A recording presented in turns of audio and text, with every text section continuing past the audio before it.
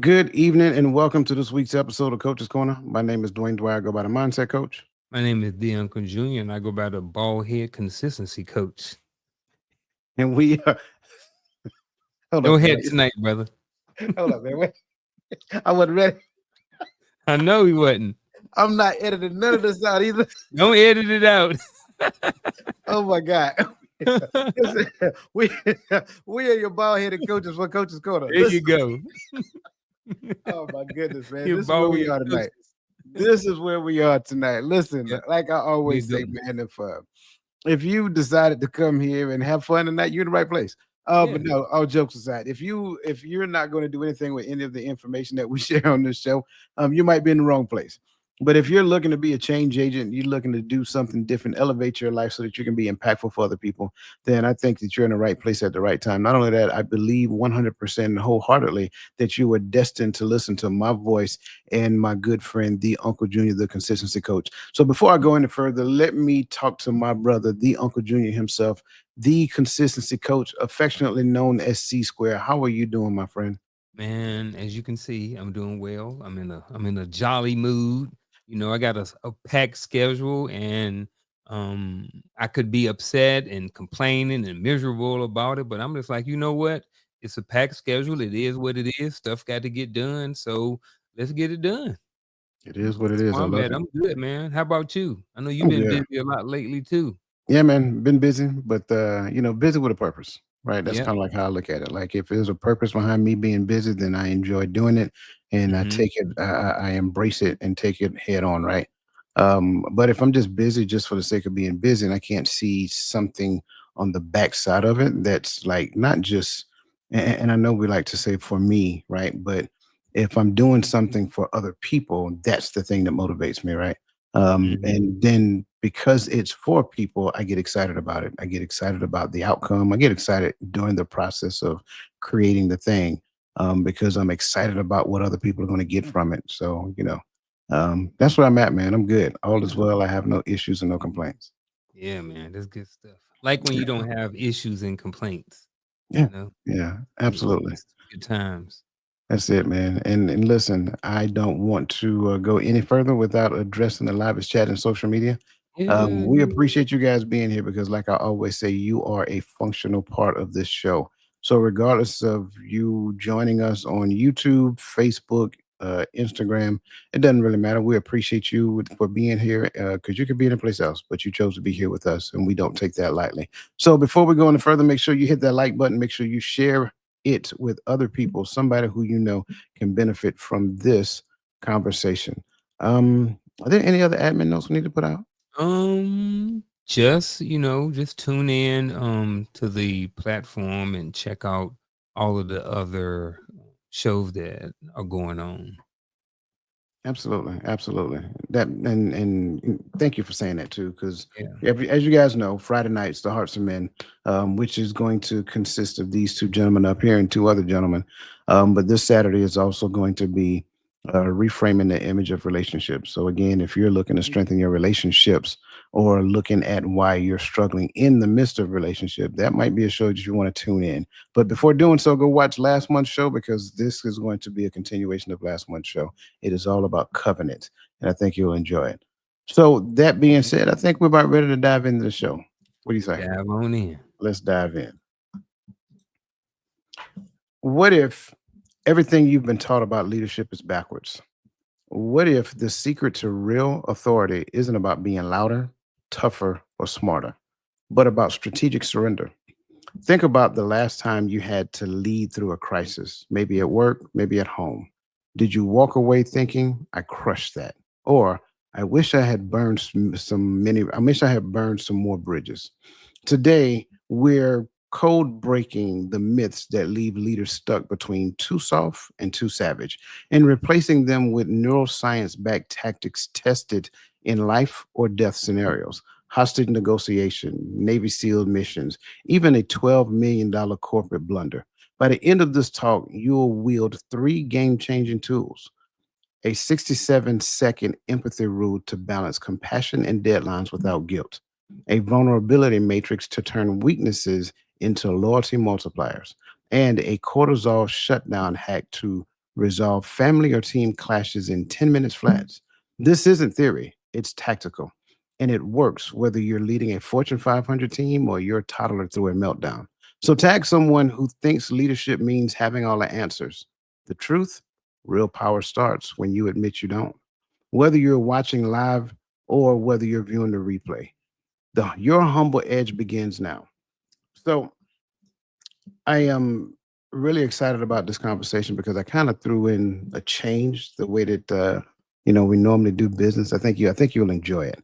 But first and foremost, as always, I kind of like have a lead in question because I think as we consider it, every last one of us encountered a situation to where it was me, myself, and I.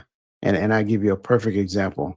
In earlier stages of leadership, of course, we wanted to do good, we wanted to be good, and things of that nature. And there's kind of like a old mantra that says, if you want something done right, you got to do it yourself. So the question that I want to throw out on the table for you, brother, is can you share one moment where choosing humility over ego cost you something in a short term, but unlocked a profound lesson about leadership, trust, or purpose that still shapes you today? Um, yes, great lead-in question. First of all, great monologue to start the show as well. I was really tapped into that. Looking at this question, speaking as a father of three, almost 30 years, what happened over the last few years was I had conversations with my sons. And this is the humility piece. I let them know as a father that I did not do everything correctly, that I made a lot of mistakes. I let them know that I did the best that I could with the information that I had. And I also let them know that I didn't always do the best, even though I knew better. I made a lot of mistakes. And I let them know that they're going to make mistakes too. But more importantly, like I was saying, is that humility piece, being in my 40s and then having a conversation with your sons is, I've always been able to talk to them. I've always been able to have conversations with them. But then when you kind of do a falling on your sword and let them know that, you are at a point in your life where having relationships with your sons are important, but also letting them know where you come from and letting them know that you're not perfect and to let them know at the same time that they're not perfect either. So that's the humility piece. It did cost me a little bit of I had to kind of get rid of my ego. I had to push that joker to the side because these are my sons. Part of my responsibility is to instill and to teach and to give them information and lessons that I've learned that can better help them and to be better human beings and better off in life in general. You know, and when I did that, the hold on, what was the part of that? Something in the short term unlock. The other part of that was it took time before that in thought process, in conversation with myself, in doing some reading and looking up some stuff online and on YouTube to try to figure out how to best have this conversation. So the humility piece was just the action part, but at the same time, there was just my ego. You know what I mean? My ego was in the way. Once I got through it and I realized that it wasn't that bad, and the lesson about leadership, because we're talking about, leaderships and even talking about alienating your team. We as fathers are part of the team that's in our home. So our home and the people in it and our children and our spouses are part of that team. And in most cases, depend on how you believe, the men, we are the head of the household. So we take that leadership role. You know what I'm saying? So being able to have a conversation, being able to fall on my sword, being able to look or talk to my sons about this and letting them know that I wasn't perfect, and that I made mistakes was huge for me. It was a huge humility piece. I think it helped me grow as a leader. I think it helped with our trust that we have for each other. More importantly, that they may have with me. I know that when I walked away with it, I felt like now and I could share a lot more things with them. I felt like that a burden that kind of been lifted. I don't know why, you know what I'm saying? But for some reason, for me, that was something that was very important to me, just to have a conversation to let my sons know that I wasn't perfect, and that hopefully, they will go through life understanding that they're not perfect either, that they're going to make mistakes, maybe some of the same mistakes, but hopefully they would have learned some of the lessons in, following me or watching what I do or some of my conversations, that hopefully some of those lessons that I went through and that they go through, hopefully some of them can be avoided and they could just, you know, keep it moving, not have to go through some of the stuff. But to that, sometimes going through some of the lessons is going to be good for them. So I ain't giving them all of it. I'm gonna give them some of it. I ain't gonna give them all of it. So Man, I love your response. And to be honest with you, my response was going to sound similar, but once I heard yours, I needed to change it. Um, no, because I mean, I think every parent worth their grain of salt has Mhm. encountered that. They've Yeah. encountered that moment to where they needed to just kind of like lay themselves at the altar of their child and let them know, say, "Hey, I didn't do everything right." Well, that Mhm. happened for me, um, as well. But I'm gonna use a different But scenario. share it though, because yours is even still, it's gonna be different than mine. Like you got girls and boys. Sure. I got boys, and then your conversation and your tactics and how you approach it was probably different than mine too. You Well, know what I'm saying? so for me, mine was based upon opportunity, and this Mm. really happened not too long ago. Mm. And we've been working on, and I'm talking about my daughter. For those of you Mhm. who've had the opportunity to listen to that story. For as far as my child is concerned, it was my daughter, my oldest daughter. And I've always had the mindset that if my kids say, "Hey, Dad, can we talk?" My answer is yes, and I'm on the way. Those are the two things that I've always promised myself. So I've always been waiting for those opportunities to present itself. So when my daughter reached out, and this was back, and you remember the time. Remember that meeting we had, and I told you I couldn't make it. Yeah. That's what was going on during that time. Mm. She reached out to me and she said, "Dad, can we talk?" I said, "Yes." And I told her, I said, "Okay, not a problem." I said, "I will be there XYZ, right?" And I guess she forgot. And so I showed up. I asked her what day is she free. She told me the day that she was off. And so when she was free that day, because she had some other stuff she had to take care of, I went to her apartment and we sat down and on this conversation was different because she initiated the conversation. Mhm. And in her initiation of the conversation, she shared with me some things that was rather humbling to hear as a father, because remember, me and her mother weren't together when I was in the military. So for her to share with me as a father that she wished I was there more because I could have protected her from this, that, and the third. It was humbling because, you know how most people do when they hear something like that. They say, "Yeah, but, you know, I was doing this. I was in the army. I was deploying." I told myself prior to, while in the midst of her talking, regardless of whatever you're feeling in that moment, the only answer that you have for her at that moment in time is to be understanding, however that comes out. So no excuses whatsoever. And so when she shared that with me, I told her, I said, "I've been waiting for years for this conversation to happen." And I told her, I said, "You're absolutely right. I agree with everything that you said. And to add to that, I commend you for being brave enough to have this conversation." And she told me, she said, "Man, listen," she said, "I don't think you understand. It was hard." It was one moment when she was trying to talk and she had to look away and not look at me while she was talking, because while she was looking at me, she was tearing up. And so in that conversation, I just like you did, I told her, I said, during that time, I had no idea what I was doing as a father. No one really taught me how to be a father. When a child is born, you're not given an instruction manual. Say, "Okay, this is how you take care of your child." No. And so ideally you think you're doing the best you could with what you had, but really that's a story that you make up after the fact when you Yeah. reflect on it. When you really are honest with yourself about it, you look back in time and say, man, there's so many things I should have done.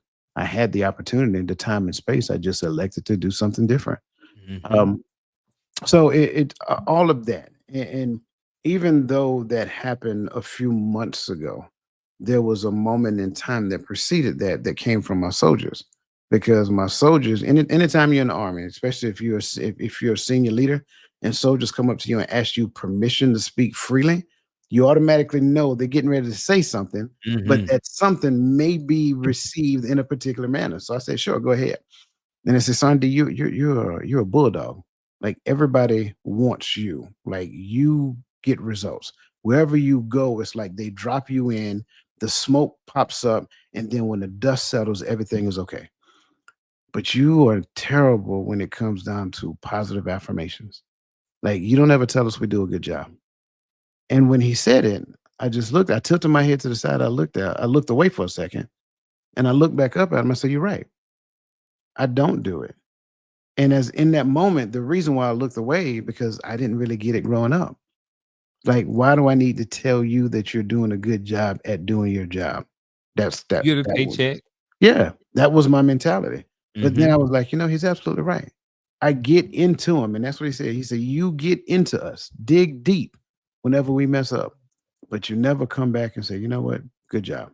I'm glad you guys, did this. Like you did a really good job." He said, "Because you leave us alone. You don't stand over us to make sure we do the things that you tell us to do. You'll come back and check like a leader's supposed to do. But when you come back and check, you be like, okay, here's what I got next. Here's what's next." It's like, it's never, okay, good job. Appreciate you doing that. You did good this week, things of that nature. So that moment for me, that moment, I think, was monumental in me being able to tell people, just give people positive feedback, just random, regardless of who you are. But I also think it was a defining moment for the conversation I had with my daughter, because I'm at that space in my life where I no longer feel I need to defend myself. Hmm. When a person feels that they need to defend themselves, ego, right? When a person feels they need to defend themselves, that's their ego standing up because their self-esteem feel like it's attacked.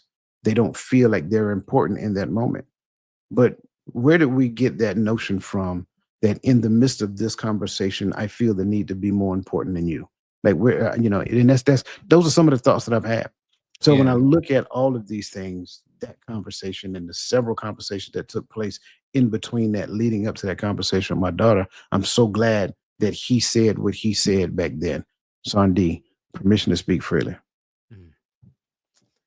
I don't even know why it's hard, like to just like I don't know why initially it was kind of challenging or hard to have a conversation. It's like why? Like, and I think what it is, I'm just thinking about it. Maybe it's what I'm thinking I'm going to receive back. Maybe Mm, I'm not going to like the way whatever I do is going to be received. And maybe that's why that anxiety or that feeling comes over me or over people to where they may not want to, go into the space where they have to display some humility. yeah, yeah. And I want to hear from I want to hear Yeah. from you guys in the chat too. Yeah. I want to know your moment, because I think that moment teaches us a lot about ourselves.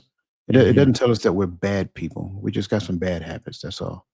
And if Mhm. we can relinquish those bad habits and open up the door of vulnerability, I think we'll find that we'll make better connections. That'll make you a better leader. That'll make you a better parent. That'll make you a better spouse. That'll make you a better friend. And so, by all means, let us know in the chats. Like, can you share your moment when choosing humility over ego cost you something in the short term, but unlocked a profound lesson about leadership, trust, or purpose that still shapes you to this day? That's how we getting into it today, y'all. Man, it's So just a lead-in it's question. just the leading question. So to get it started, because again, we're talking about vulnerability. So here's Mhm. the new wrinkle. Anytime you see the word choice, you're about to get two questions. Okay. You get to choose the question that you want. All right. Ooh, okay. Neuroscience of vulnerability. The first question is, why do successful corporate leaders admit to blind spots during high pressure projects? And how does this rebuild stakeholder trust after setbacks like missing deadlines? Or how can parents admit mistakes, overreacting to a team's curfew breach, as an example, to strengthen trust and model accountability without losing authority? I'll choose B. Okay. I like this one. How can parents admit? I didn't know I was gonna have a choose tonight. Okay, I like that. I like the wrinkle in it. I like it. Yeah. Um, Chat, y'all don't get a vote. Yeah, maybe I'll get a vote another time, but not tonight. I know somebody probably won't question one, but I like relationships. I looked at the title and I was hoping that we were going to be able to kind of throw in some relationship stuff in there. And not because I know you can look at this and you can be like, oh, this is all about the team on the job, which is absolutely correct too. But I kind of like the what you call it this, and I've been through this, right? I've been through this over and over and over. You know, I just had two boys. My two youngest are 19 and 23 right now. So they just got out of the house. And them jokers was breaking curfew, sneaking out the house, all the stuff, right? I ain't going to go into more details about what they did, but we all were in high school at some point and we all got some skeletons in our closet. And I ain't going to go out here and I ain't going to put all theirs out in the street. But how can parents admit mistakes? Learned from my father was that he told us that we could say anything that we wanted to as long as we were tactful about it, right? So I passed that down to my sons too. So I think how can parents admit mistakes is kind of like the vulnerability piece. Being open to being vulnerable, being open to putting your ego aside and exercising humility, just like in the opening question. Because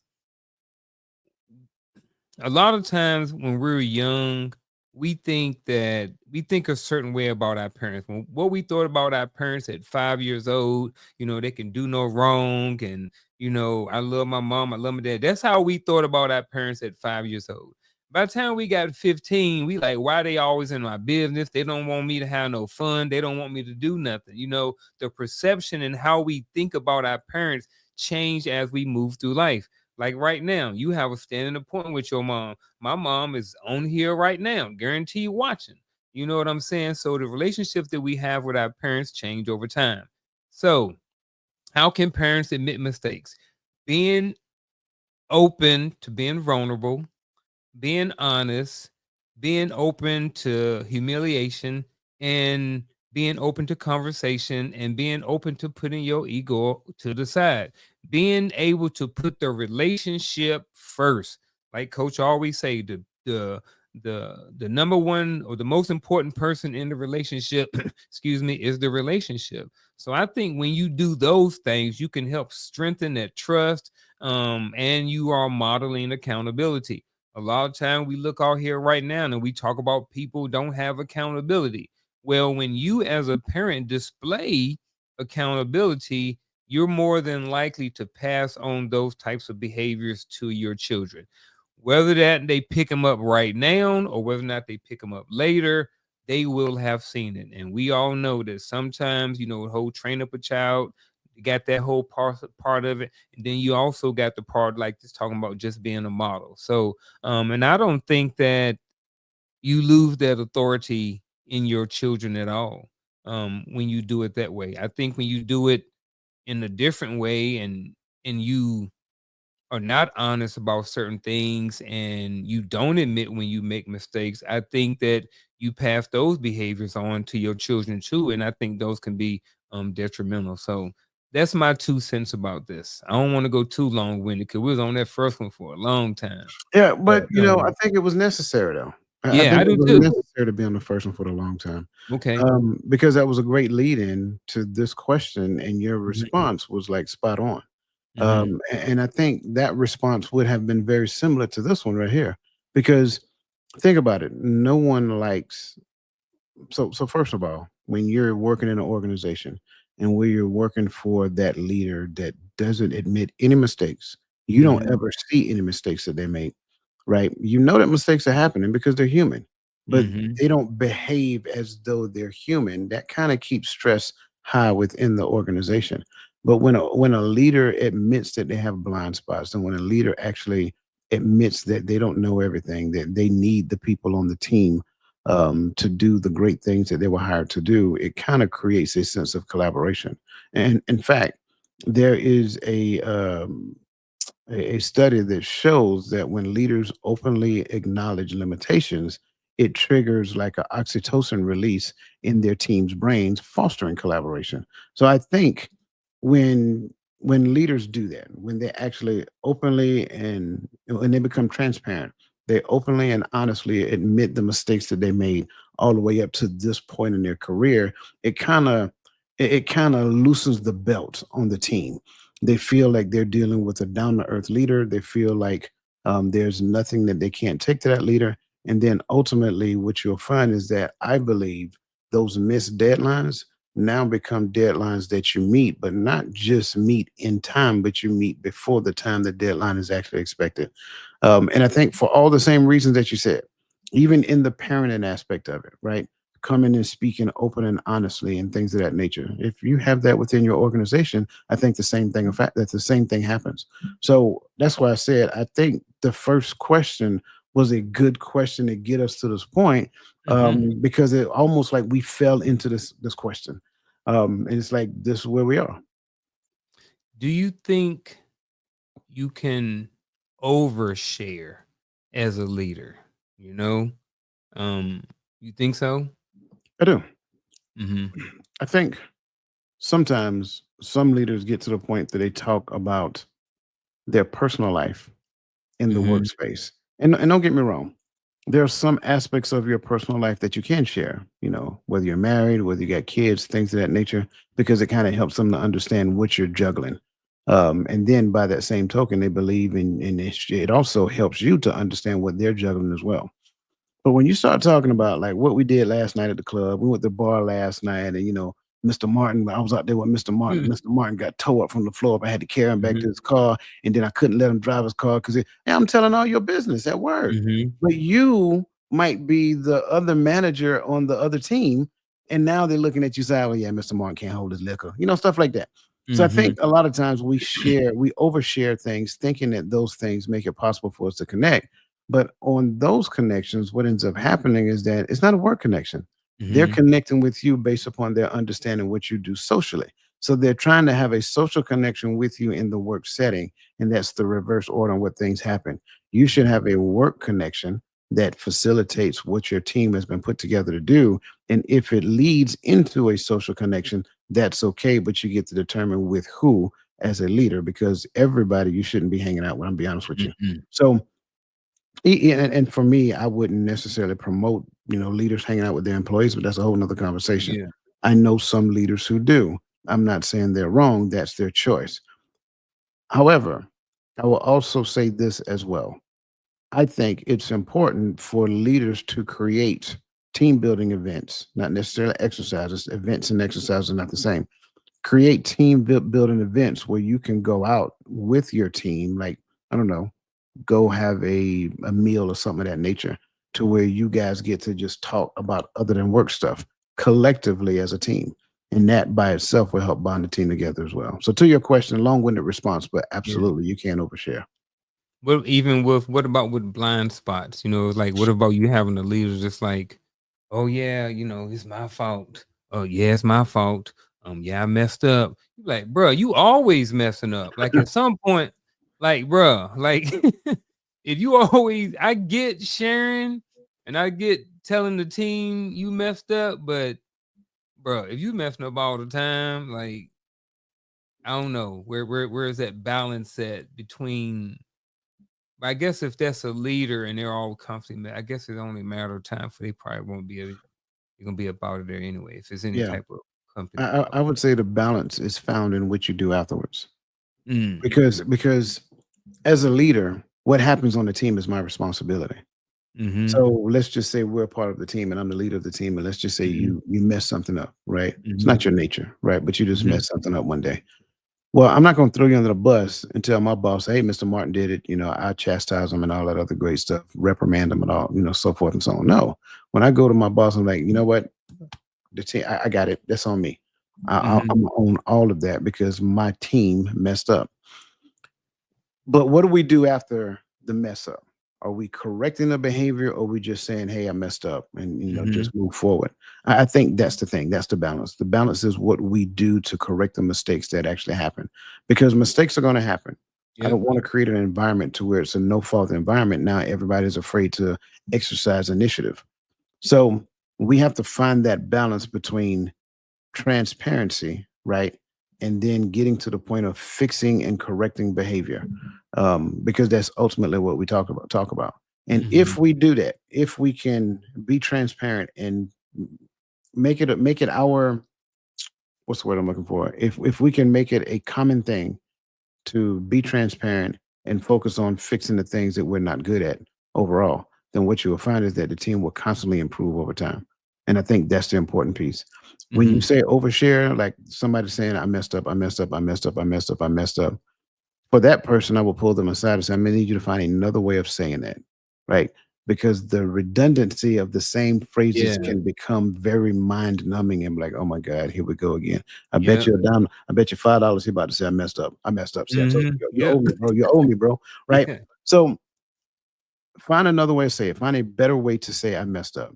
Mhm. Go to the team and say, "Hey, look, this is what we're supposed to do. This was what ended up happening. Where did we drop the ball? Turn it into a collective event." Now, if it's something I did, own it, right? Yeah. Own it and say, "Hey, you know what? We were doing this thing. I slowed the process down because I was late with doing this."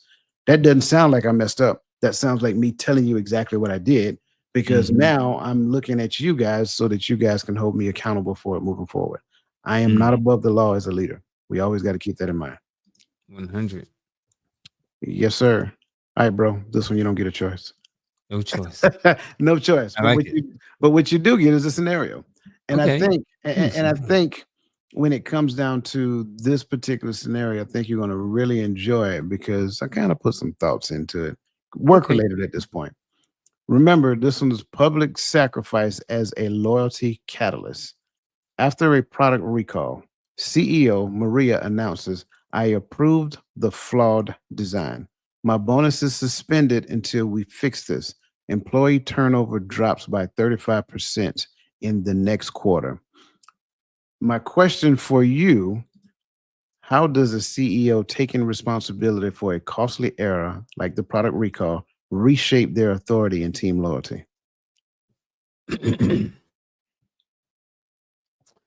Mm. So after the product recall, CEO Maria announces I approved the fall design. My bonus is suspended. Why is she over here talking about her bonus, first of all? You know what I mean? You ain't talk about the employees. No wonder the employees drops by 35% the next quarter because this CEO is probably focused on herself. All right, so Well, so when turnover drops, that's a good thing. When turnover increases, that's a bad thing. okay. All right. So turnover drop. Okay, so it increase. Okay. So how does I'm sorry. No, you good. You good. All right. So how does CEO taking responsibility for a costly error reshape their authority? I think anytime you take responsibility for something, I think that could be a good thing. I think as a subordinate, your scenario, you're in charge. Your scenario, if you're in charge, you're the fall guy. You're the one where the rubber meets the road. You're the one that they pay the extra money to make certain decisions and do all of those things. So for me, it's a good thing. I like when my leaders take responsibility for things. It lets me know that hey, they are human too. I've been a leader. I was a leader for 16 of the 20 years I was in the military. I've been on this side and I've been on the other side of it. You know what I mean? I've been making mistakes. I've hid mistakes.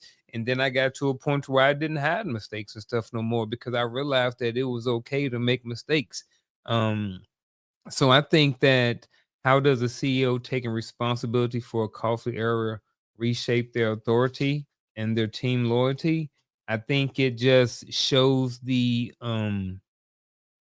It shows the entire team that this person is not above everything else, that they're human, that they have accountability, and they have maybe um that they're not trying to throw anybody under the bus.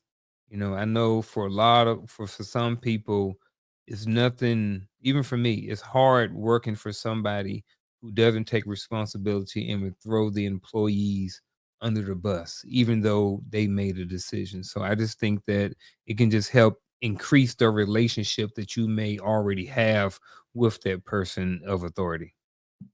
I like all of that. I'm gonna bring the scenario back up as I answer the question. The design was created by the team. That's how I see this question. And so the team creating the design and Maria approve it, you function as a team, good, bad, or indifference. But Maria sacrificed her bonus for the mistake that the entire team made, her not being excluded. So I think when leaders sacrifice themselves for a team mistake, I think it triggers well, not think, it triggers empathy within the team. What is that thing called? The anterior cingulate cortex, which is ultimately responsible for empathy. And so it is a very strange paradox, but it elevates the leader's authority as teams perceive them as both courageous and servant-hearted. And I think even as some people listen to this, they may have their own personal examples of doing this, the exact same thing. It's almost like we didn't meet a deadline, so I'm going to work late. Not you guys. We're going to work late, me included, because again, you got some leaders that say, "Hey, y'all get it fixed. Let me know when it's done. I'm going home, see my wife and my kids." Well, to me, that person isn't a leader. I'm just going to be honest with you. If the team working late, then the entire team is working late, leaders included. And so when that's one thing. But when the leader themselves sacrifice something for the sake of the team, it's almost as though the team have a great deal of empathy for that leader. And it's like, man, Mr. Martin, that's a good dude. Like, really, that's a good dude. Like that dude can call me on a Saturday afternoon before I get ready to throw him back. And I'm on the way if he called me and said he needs me. And I think that's what actually happens. Like you kind of touch the heart of the team by simply doing that, because it's like you're really taking responsibility for the team in its entirety, and you're not punishing the team, but you're going to punish yourself for the team. I think all of those things are available within that concept. Your thoughts on that? Yeah, man. I think that's why, as you was talking, I think that's why a lot of us wanted to stay NCOs, where we down there where the rubber meets the road, right there with the soldiers, right there where everything is happening, trying to make that impact, them coming to us, being able to help and support and do all of those things, man. Everything you said. But yeah, I think that's why a lot of us, you know, people, I think, sometimes people that's in the military, or people that's never been in the military, they don't understand that. They don't understand why you would choose to take less pay and not go and do a different type of job, Yeah.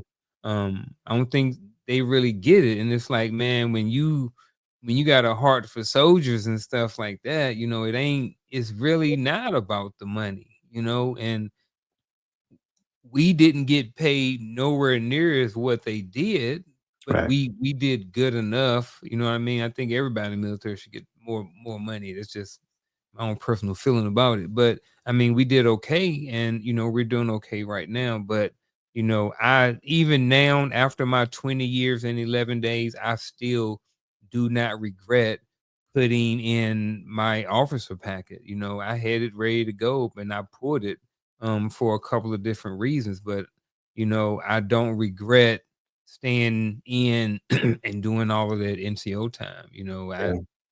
It was just something about it, man. So Yeah. That's interesting. I had a one officer packet all put together. I was going to turn in, but I elected mhm. not to because I enjoyed being an NCO so much. So Yeah, that's a very interesting thing. Speaking of yeah, officers, officer of the law. this particular one, the SEALs 60-second empathy rule. Navy SEAL commanders allow 67 seconds for emotional processing during crises before they pivot into action.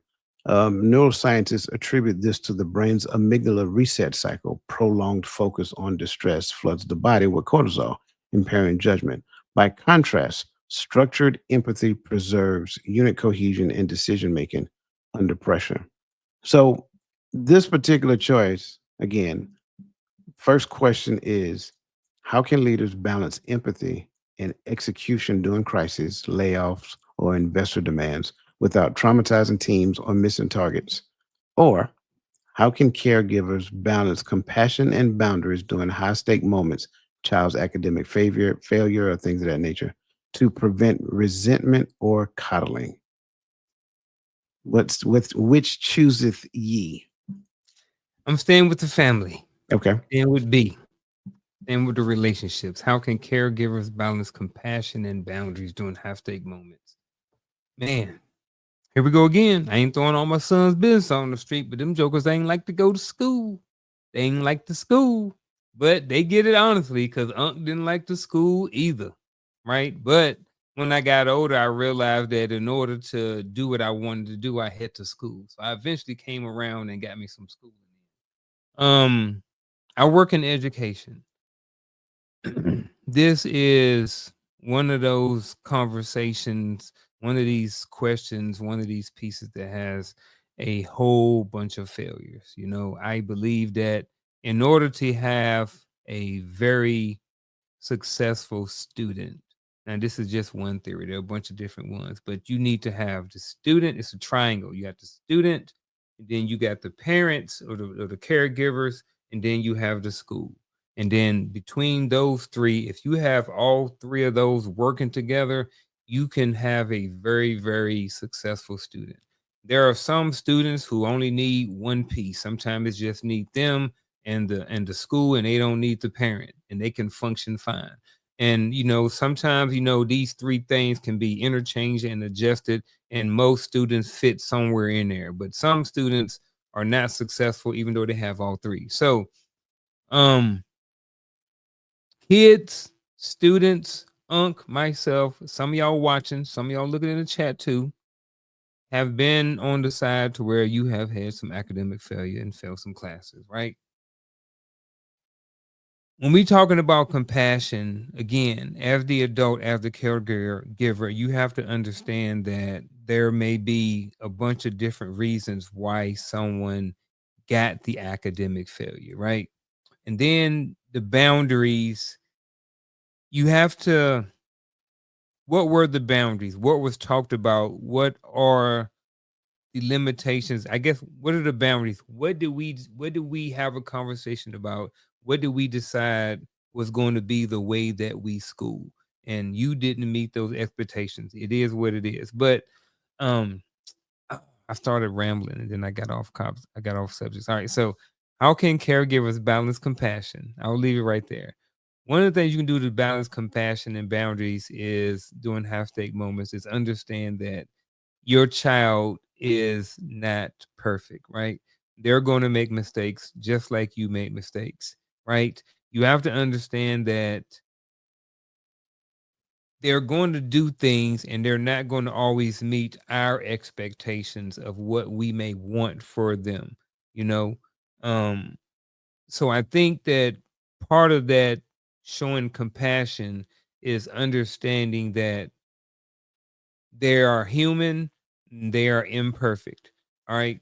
And also the part about preventing resentment and or coddling is making sure that you have this kind of goes back to the boundary piece. Say, hey, if this happens, then this is what we do. You know what I mean? Like it's okay or it's not okay that we're going to use academic failure. That you got these two D's on your report card, right? This is not okay. This is what we're going to do going forward. But coddling is not the answer either. Oh, way to be okay. You do better next time, unless that works. But for the most part, what I'm thinking, that don't work. So I'm gonna pause right there.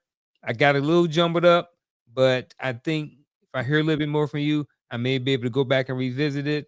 and clean it up a little bit. But you So was on a good glide path when you I stopped. was. You was when you stopped, like you went straight to the boundaries, and I like where Mhm. you were, um, because it's like as parents, the empathy piece of this, all of it, is me recognizing that first and foremost, I used to be them. Mhm. That's the thing. Like, you know how the phrase "never forget where you came from." Well, part of Mhm. that is me recognizing I used to be in their shoes at one point in time. Maybe my academic career was different than theirs, but it's not me doing a comparison. It's me understanding what the stress of academics look like on a teenager. And sure, in our minds, like the only thing you got to do is go to school. Right? I take care of everything. I do everything. Yeah, that's Mm. true. But again, you used to be that person, and maybe you had more responsibility. Who knows? So I like to look at it as there are some things that we must do, there's some things that we need to do, and then there's some things that we can do. And so when I separate them into those three categories, for me, it just makes sense. What are the things that we must do, right? That defines the boundaries, right? What are the things that we need to do that defines responsibility? And what are the things that we can do that defines leisure? Leisure can be expendable if needs and musts aren't done. So now, in the midst of creating boundaries and expressing boundaries and everybody understanding the boundaries, well, when it comes down to certain things that happen and you don't necessarily achieve the academic success that you wanted to achieve, I have compassion for you in that moment, right? I don't necessarily have to say, oh, you do better the next time, because in doing so, I'm kind of like disregarding what they're experiencing in that moment, right? But just talk to them and understand where they are, what happened, and so forth and so on, and help them create a plan so that the next time they do better, instead of telling them that they'll do better. When it comes down to those things that needs and must, but hey, that's needs responsibility. What were you supposed to do? Did you do it? Why not? Right? That's the type of conversation we're having here. Because I don't want to just say what were you supposed to do, well, you didn't do it, and here's the punishment. No. What were you supposed to do? Why didn't you, what were you supposed to do? What happened? I'm sorry, what were you supposed to do? Did you do it and why not? Right. So those things now should trigger something in that person's brain to say, you know what? Yep, I could have done that. So that's what I'm looking for on the backside. But if they're still in that space of, like we talked about previously, defending themselves, right? Mhm. If they're still in the space of defending themselves, well, that's not going to work in this conversation, because the defense mechanism means that they're still trying to see themselves as important and their self-esteem feel like it's being attacked. Well, the same thing works when it comes down to the leader, because when it comes down to execution, there are things we must do, there are things we need to do, and there are things that we can do.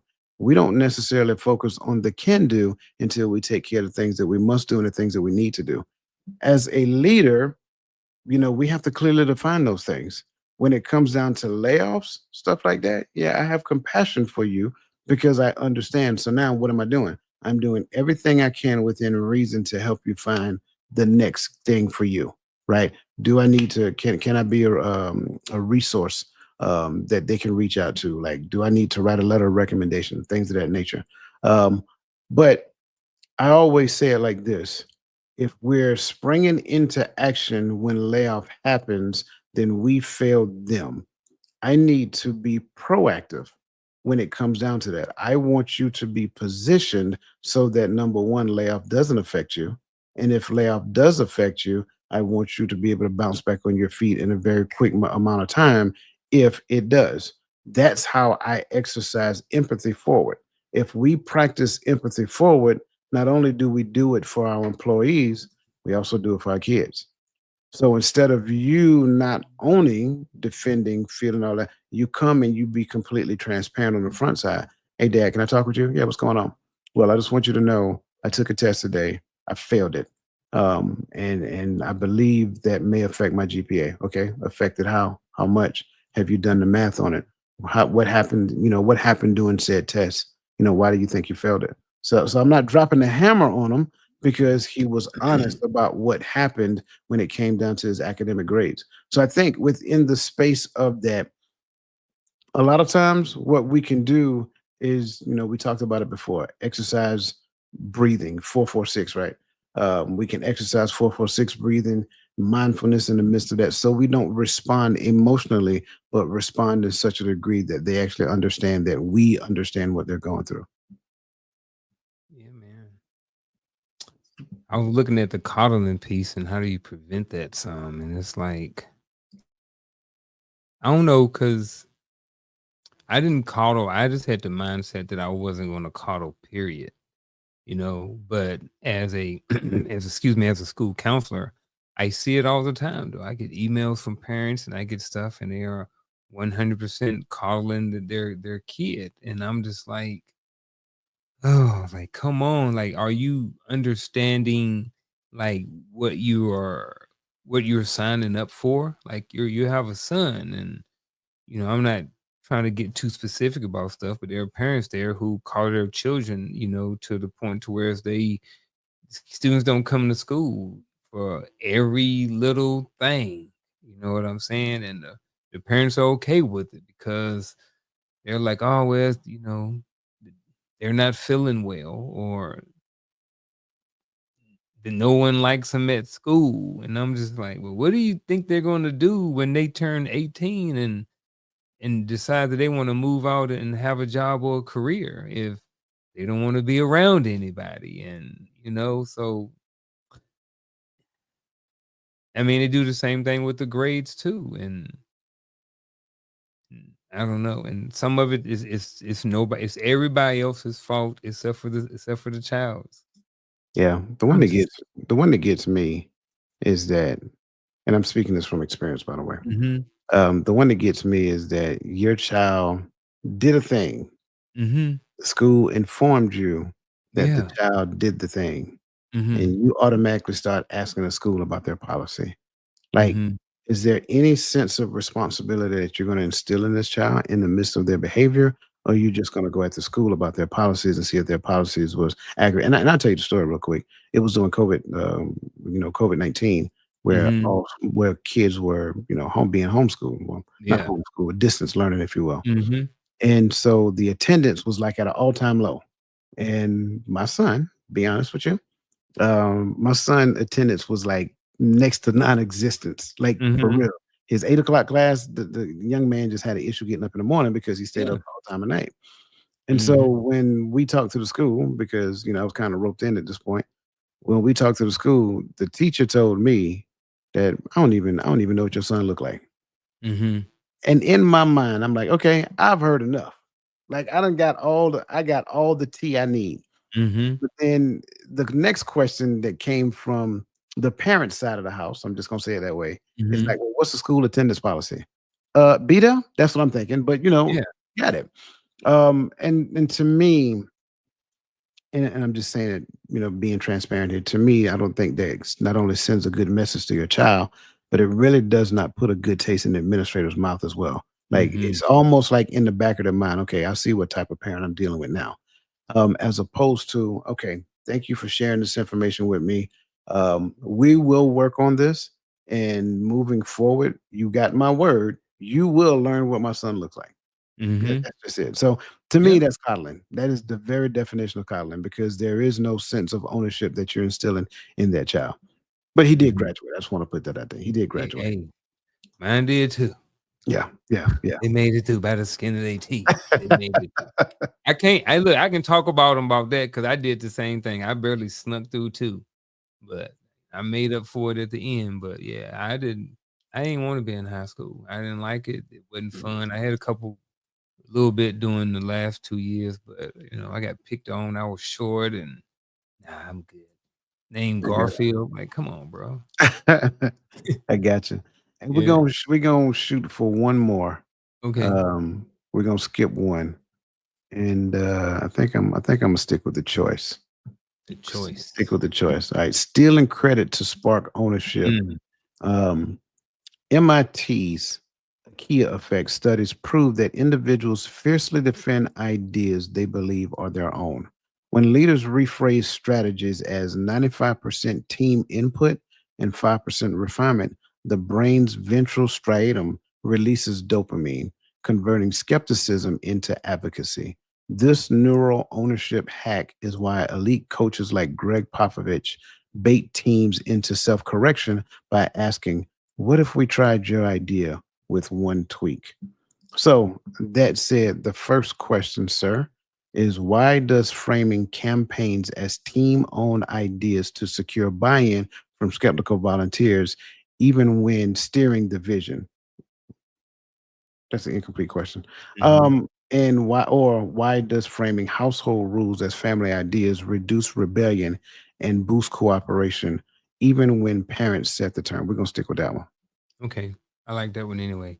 Um, because I think kids are young and you can say anything to them and they just not. But that is in a sense that is somewhat true. And I don't want to leave that off the table. I'm not saying that's the only one. Because there's something that we do as parents and as educators and stuff sometimes called a forced choice. So it's pretty much where I give you you can get a whooping or you can go to bed with nothing to eat. So I mean, either choice, but it's based off of how I want the outcome to be. But you still choosing. So I think this is kind of not necessarily like that, but kind of similar. When I was at the elementary school, we had some program, and I forgot what the program is called now, but every classroom had a sheet, and the teacher would go by, and then the kids would have an opportunity to write down the classroom rules. And so all children have a raise your hand before you talking. Mhm. Count to put one finger in the air if you gotta go to the bathroom, whatever it is. Everybody will be respectful. All these different things, and then everybody signs it. All of the students, all everything is listed. All the students sign it, and then everybody who comes into the classroom when they're in that environment, they have to read the rules. And then if they want to stay in the classroom, then they have to agree to the rules of the classroom. So when I'm looking at household, I I'm trying to stick to this, but for some reason I'm wanting to have the kid buy in, right?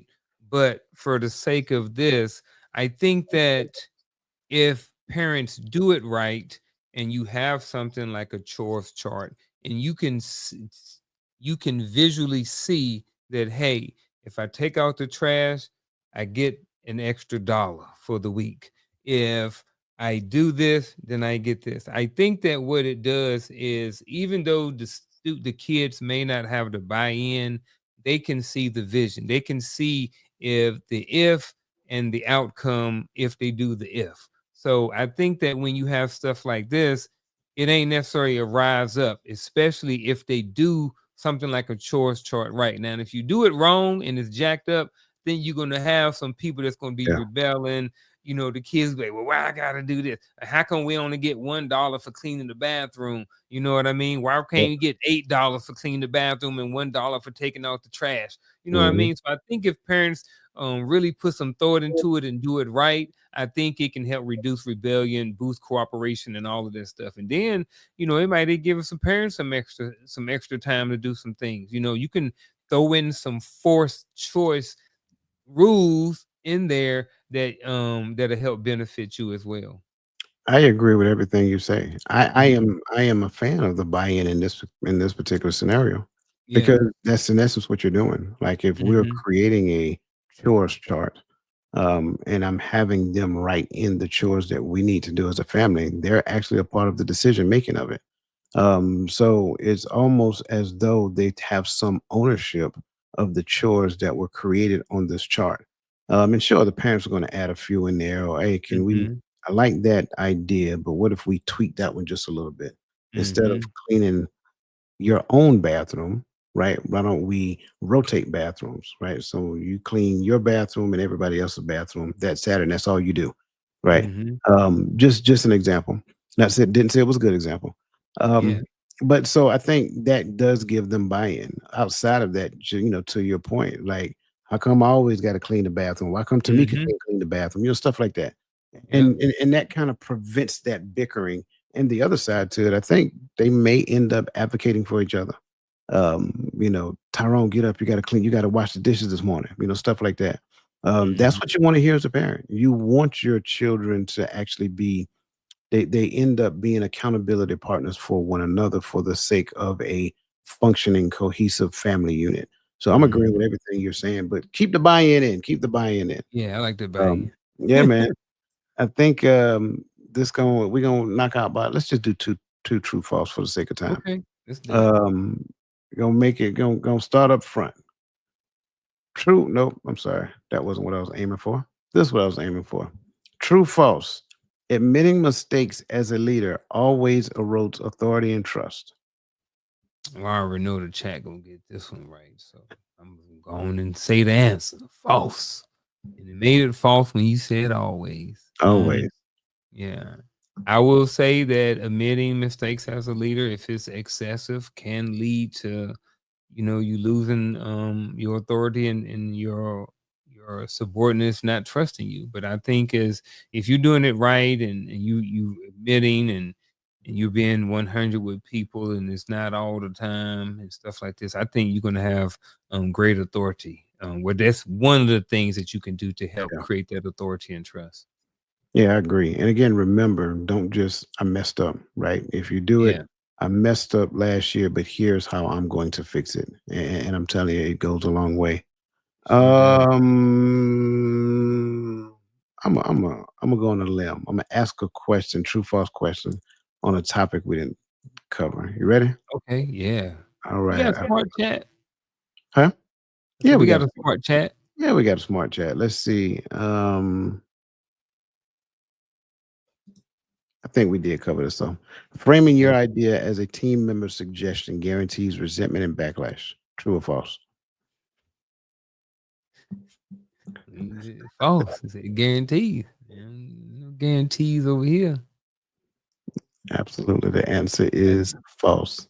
Mhm. Um, so that's pretty much it. We're not going to do any more true false for the sake of time, but I do want to Mhm. kind of get your take when it comes down to the final thought. So for you guys who are in the chat, go ahead and get your pen and pencils ready because we're about to get into it.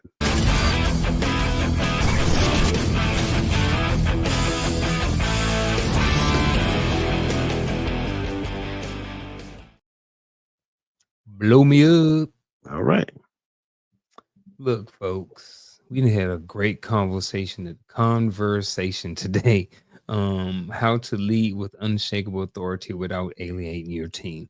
So here's what your actionable advice is for the next 7 days until we meet again next Tuesday. You need to take your pen and your paper and you need to write down everybody who is in your team, all the team members that's in your team. And then after you write down those names, what I want you to do is call all of those members. That is it. Have a conversation with everybody in your team. So if your team, now this is your personal team, right? This is your close team. I'm not talking about, if your grandmother and your mom and your uncle are all part of your team, then call all of those people. If you're talking about your subordinates at your job, then what I want you to do, if all possible, to reach out to them this week and have a conversation with them. Don't have to be long, but just to tap in with them and to let you know that that you're part of the team. Now, however that conversation goes or how long it goes is really up to you. But it's nothing more than just tapping in and having a quick conversation with someone that is on your team, just to let them know that you are an active participant in their life at this moment. And that's it. Man, I greatly appreciate that. Um, and I agree, reach out, touch bases, let them know you're part of the team.